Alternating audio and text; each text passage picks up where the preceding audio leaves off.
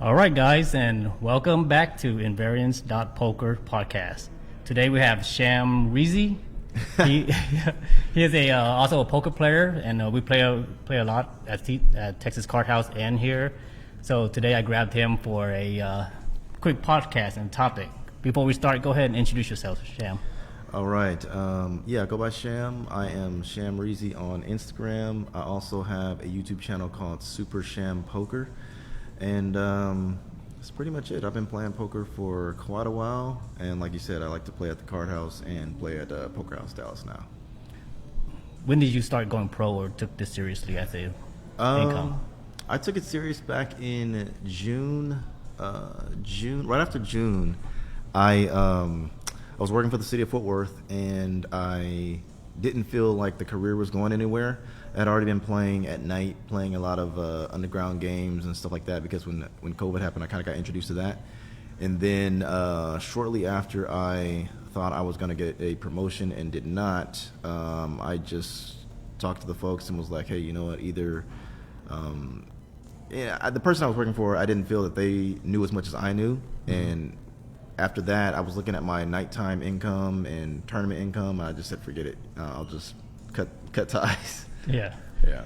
So have you done any studying before this? Because the topic that we're going to talk about today is, why do poker players stay bad? It's not, and we want to know your perspective, but before we do that, we want to know, have you put in work, and what kind of work have you put into studying once you decided to make this move?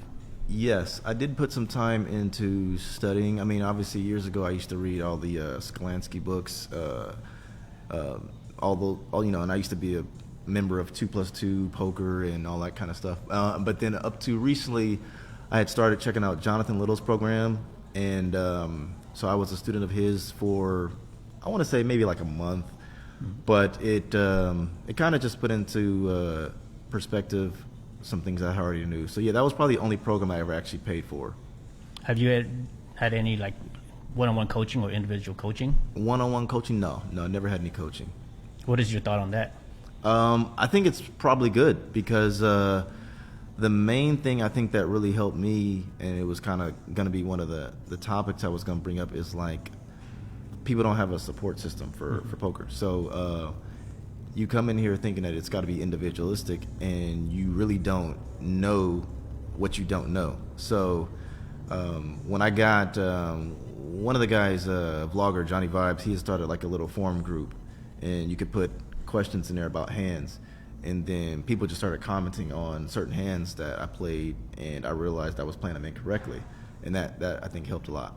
Okay, so we're going to dive into why poker players stay bad. Why do you think poker players stay bad first, and then I'll give you my input. Gotcha. Yeah, I think they stay bad because, well, one of the reasons they stay bad is people are just stubborn. They think they know what they know. It's like the person who says aces never win for me. Well, like, they look at the short term and they don't understand how long the long term really is, and then they just get it in their mindset. Oh, this hand doesn't win, or this, and they're stubborn. And you try to explain to them, and they're like, and they see something, and they're like, see, that happened. You know what I mean? Yeah. So they're just stubborn.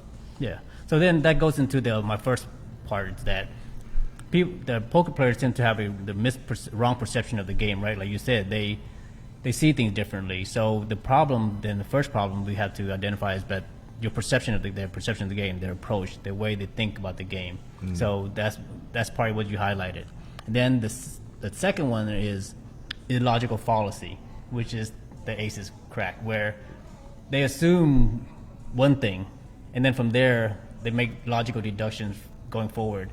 And because their assumption is incorrect, all deductions from there is incorrect. Yeah. Right? Definitely. And then the third one, the most important one, is all poker players have habits. These habits have been built through the years, through playing, and they're habits because we don't see them. So we all have bad habits, and we don't know them. That's why we can never, like you said, we don't know that we don't know. Yeah. So then that's the problem, is when if we don't know that we don't know, then how do we know? Yeah, exactly. Somebody else has to sometimes tell you. Yeah.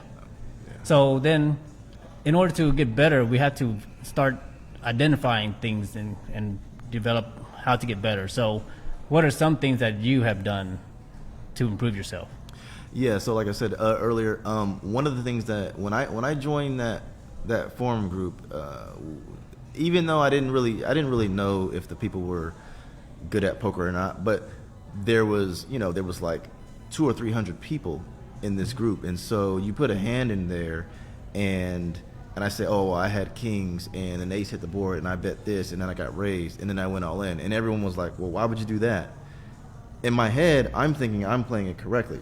Mm-hmm. But then when somebody kind of laid it out for you or to explain to you, well, when a person has yada, yada, yada, here's what they do.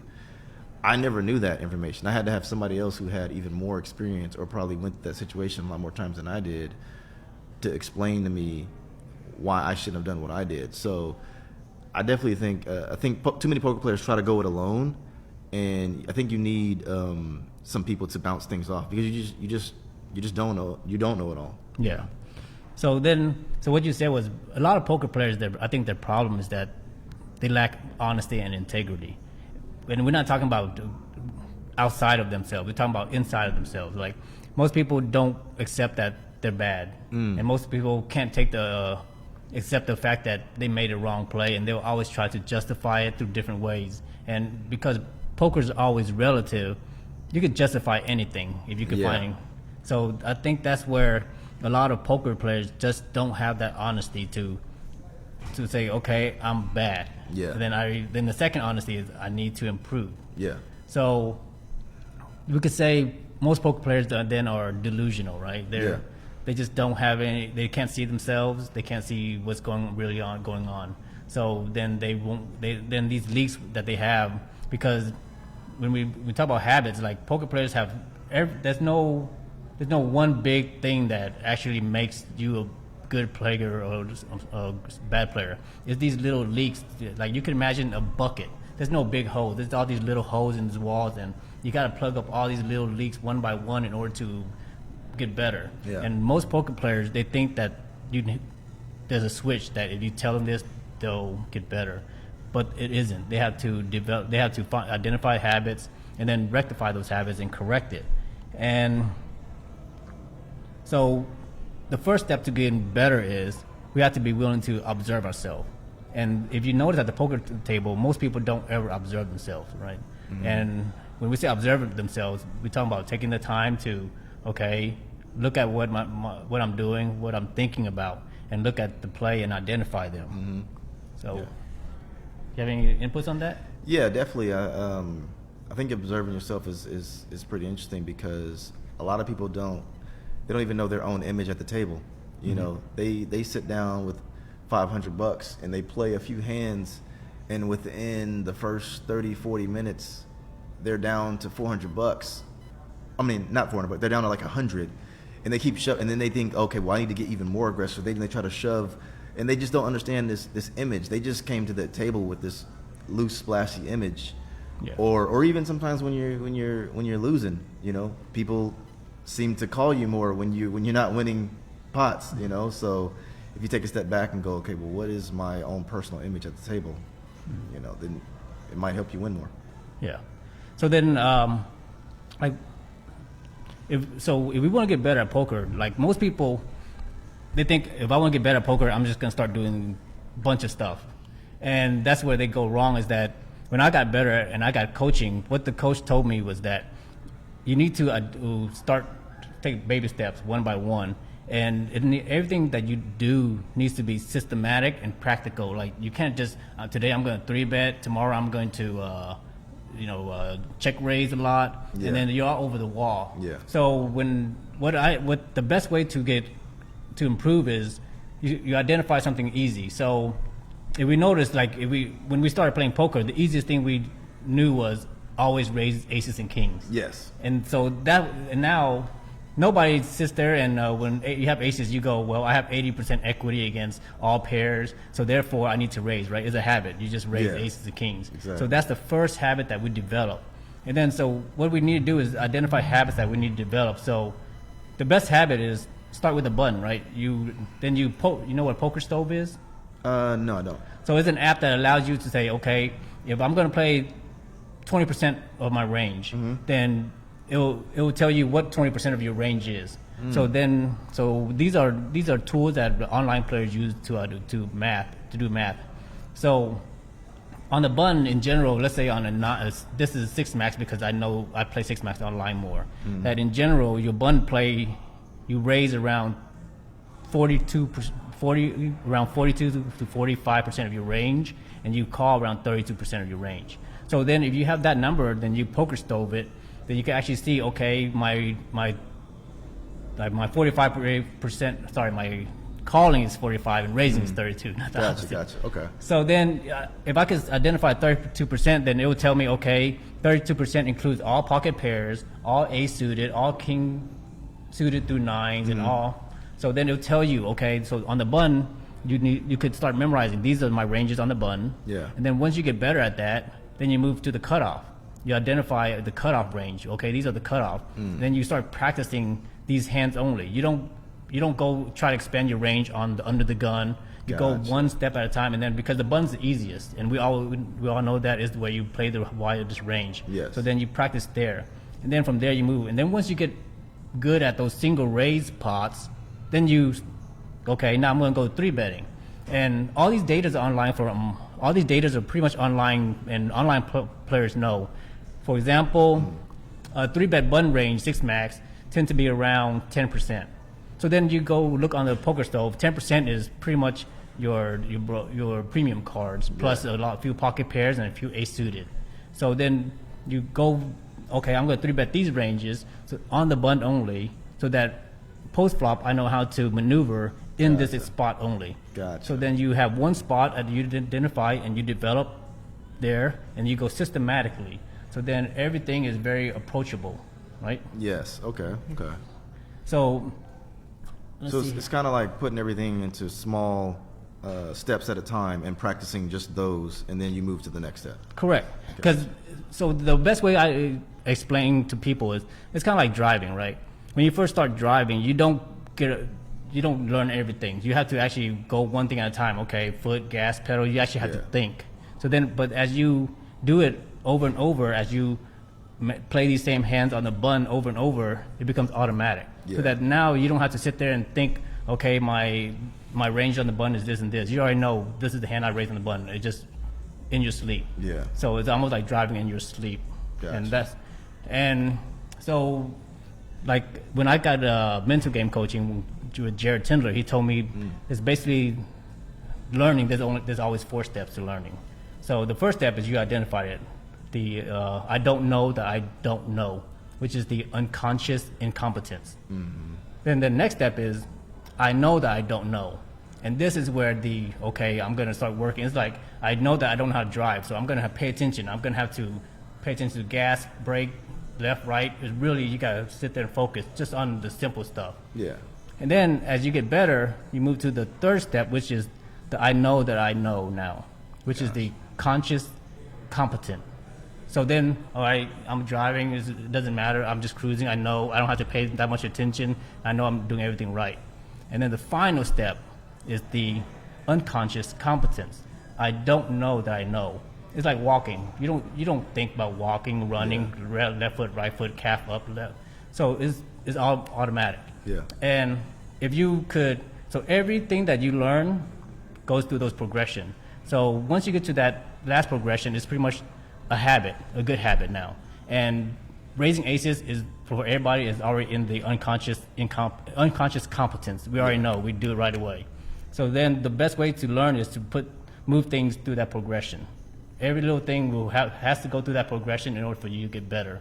Yeah. And once a lot of your game is in that section of the unconscious competence, you're pretty much, they say you're on your A game all the time, automatic. So that's how you want to improve your game, and instead of just being all over the wall. Gotcha.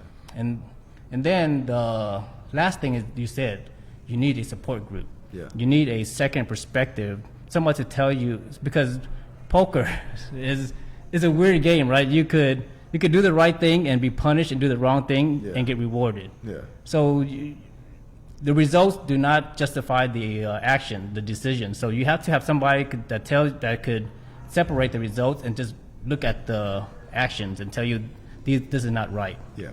So but you can't tell that because most of us are kind of our mind is set on the winnings and not the results. So we got to change our mindset from there, and we need a helper. Yeah. No, you're right.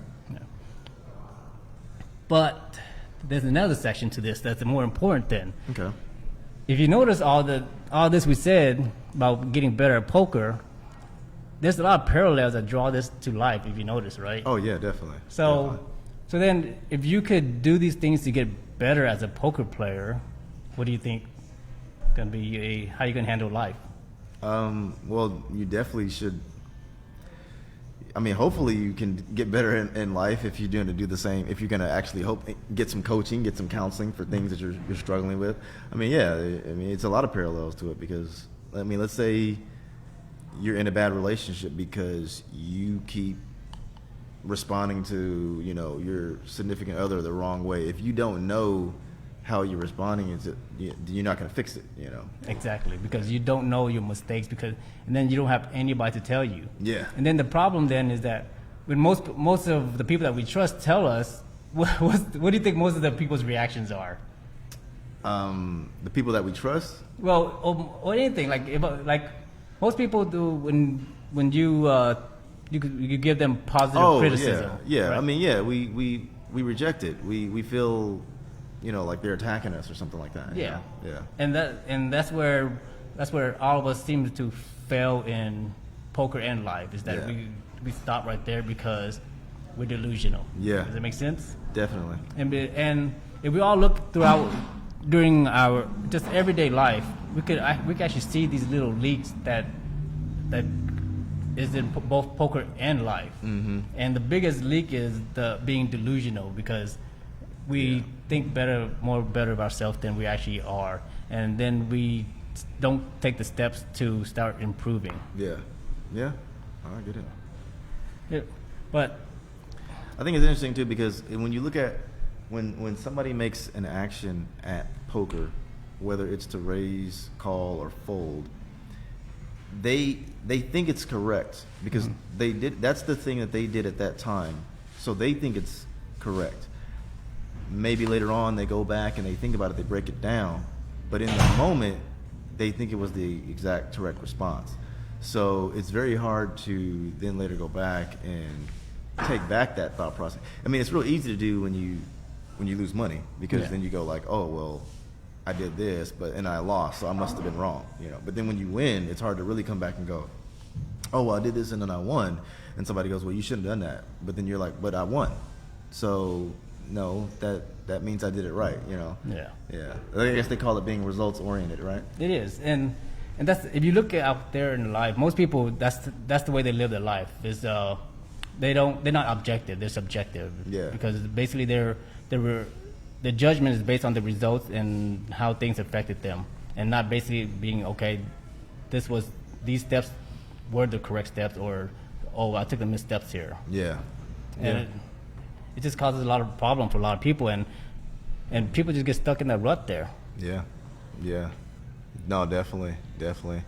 I mean, even just with say somebody like in a relationship, right? If your wife hasn't left you, you think, well, I must be doing okay. You know what I mean? Until the day she leaves, and then you're like, well, what happened? She's like got this whole long laundry list of things that you've been screwing up on, and you're like, well, damn, I didn't know it was all that. Yeah. And then the one thing that's also important is that a lot of us that do well in life, we think that we did something correctly. But most of us, if we really pay attention to ourselves, most of the ones that did it well in life just got lucky. The cards ran out correctly for them. Whereas the ones who aren't doing well in life, most of us, it's just we were dealt the wrong hands, and we just have to play the hand that we played. Yeah. And I think a lot of people are too critical of their situation in life. Mm-hmm. If they could use this as to take a step back in perspective, then I think they'll be less critical and harsh on themselves in their situations. Yeah. And then, because that's also a problem where we don't want to get improved because it's just so overwhelming because we think, oh man, my life is screwed. Yeah. I mean, even like the path that put me on right now, to where I'm playing every day, or and I'm playing full time. That was a hard path. If I would have listened to people who really don't know about poker, then I would have just stayed where I was at. I'd have stayed working a job where I hated it every day and all that. And then finally one day I just was like, you know what, I'm just gonna take this shot. I mean, of course, I had a little bit of money saved when I did it, and I feel like that was the best decision that I could have made for myself, you know. But if I'd have listened to everybody else who was going off the same thought process millions of other people go off of, is that, oh, well, no, poker is just gambling, there's no skill involved, you're going to lose all your money, you're just a degenerate, I'd have still been sitting there just wasting away. So tell us, what's your plans from here on out, or where do you see yourself going? So right now, you know, and it's weird too, because even on Instagram, right? Like, I didn't know that my Instagram setting was set to private. So I was doing all these Instagram posts, never getting anyone following me, and yada, yada, yada. And so then I sent Poker House a post one time, and then she was like, yeah, you need to set your setting to public. And ever since I did that, like, I'm getting all of these follows. So right now, I just thought YouTube was a vehicle to kind of use that to create a brand. So like right now, I'm trying to create a brand of poker. Super Sham Poker is the brand I'm trying to develop, and I really would like to kind of have an avenue as a vlogger, going around playing in different rooms and kind of creating a name for myself in that aspect. And then hopefully later on that branches off into me really having a brand that I can, you know, put a product behind if I need to. That sounds like a lot of people's plan, ambitions. Definitely. So, but one last thing before we end is that I point out your consumptions at the poker table. Okay. Remember what you drink and everything. Oh my God. Oh God. Yeah. Go ahead. Tell. So there's a player that every night we play with. He likes to have a lot of wine. I think his drink of choice is rosé. So one day I was playing with Tommy, and I got a glass of rosé from the player, and then after that I think I went to an iced coffee, because I usually got to have an iced coffee during the day while I'm drinking. You get a little tired, and so I put that in my system, and then that wasn't enough, so I think we just went to full on Red Bull after that. Yes. So we did a little trifecta. We did wine, iced coffee, and Red Bull all in probably about an hour's time. So yeah. And I just sat there, and I just my jaw dropped, and I asked him, "Have you drank any water yet?" Yeah, wow. So these are the little things that if you do want to go pro, you have to be more conscious about, to take care of your body, because it's important, because you have to put yourself in, like somebody told me, you have to put yourself in position to get lucky. Yeah. Get the cards right. You got to play the hand and try to get lucky. If you don't play the hand, you won't get lucky. It's the same thing where getting better in poker, you have to put your body in position so that your mind can stay sharp to learn and be observed. And a lot of people when they're playing poker, they put in too many bad things in the body. Yeah. So you either get tired, or you feel like, okay, like like constipated or whatever. Yeah.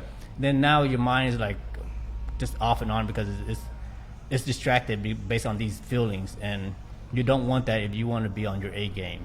So I encourage people to less Red Bull, even though you think it helps you. I know. And more water. Well, and one more thing to piggyback that about the being in good health is, so I went down to play at the World Series, and the World Series at the Rio.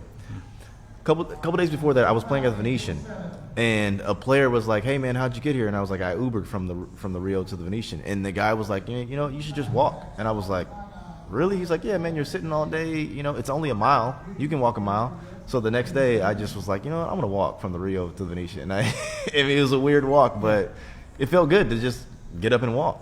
Yeah, little things like that is what's gonna help your game overall, because there's no one big thing that's gonna flip the switch. Yeah. You just gotta plug those little leaks one by one. Definitely. Cool. That was a nice one. Nice. This is a nice podcast. I think hopefully we laid out the plan so that if anybody want to get better, they could start getting better, right? Definitely. Did I miss anything out? Pretty much Poker Stove and pretty pretty much Yeah, use math. I think that's definitely. I mean, the way that is ironed out, taking it a step by step approach. I never really learned like that.